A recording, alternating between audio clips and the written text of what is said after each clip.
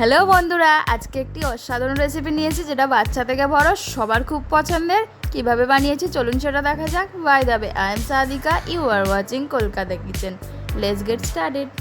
আজকে আমি একটি দুর্দান্ত রেসিপি নিয়ে এসেছি, দুধ ও ডিমের। এখানে আমি দুটো ডিমের সাদা অংশ ছাড়া কুসুম নিয়েছি এবং ছোটো বাটির 1 কাপ চিনি নিয়েছি ও নিয়েছি হাফ কাপ কর্নফ্লোর। তো এটা আমি প্যানে দিয়ে দেবো দুটো কুসুম, পরিমাণ মতো চিনি, আপনারা আপনাদের স্বাদ মতো ব্যবহার করবেন।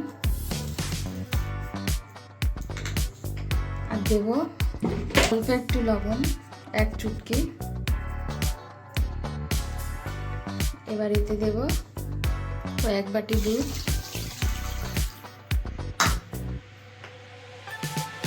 দেব হাফ বাটি কর্নফ্লোর,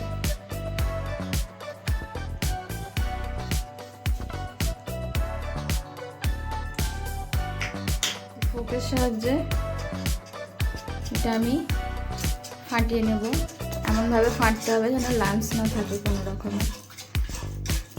এবার আমি গ্যাসটা জ্বেলে দেবো। গ্যাস জ্বেলে অনবরত নেড়ে যেতে হবে, কন্টিনিউয়াসলি নাড়তে হবে, নেড়ে যেতেই হবে। এইভাবে নেড়ে নেড়ে একটা থকথকে পেস্ট বানিয়ে নিতে হবে আমাদের। এইভাবে নাড়তেই হবে, নলে এতে লাম্পস পড়ে যাবে।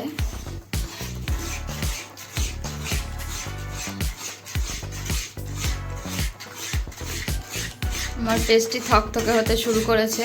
এইভাবে নেড়ে নেড়ে যে আমার থকথকে হয়ে গেছে। এবার আমি গ্যাস অফ করে দেব। এটা একটা বলে সেট হতে দেব। এবারে আমি এই পাত্রটিতে এই থকথকে পুডিংটি ঢেলে নেব।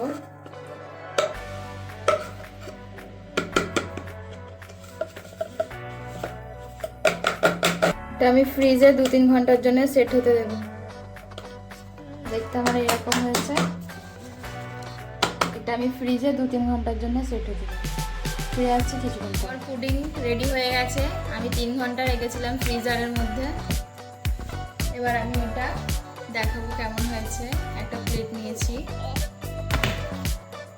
এই যে খুব সুন্দর লাগছে। ওর থেকে গুঁড়ো দুধ দেব।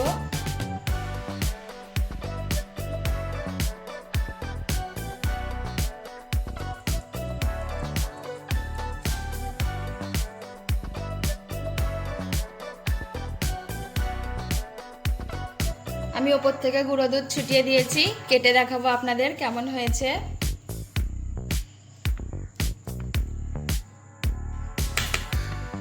এই যে আমার পুডিংটি রেডি, একবারে নরম স্পঞ্জি হয়েছে। আপনারা দেখতে পারেন কেমন হয়েছে।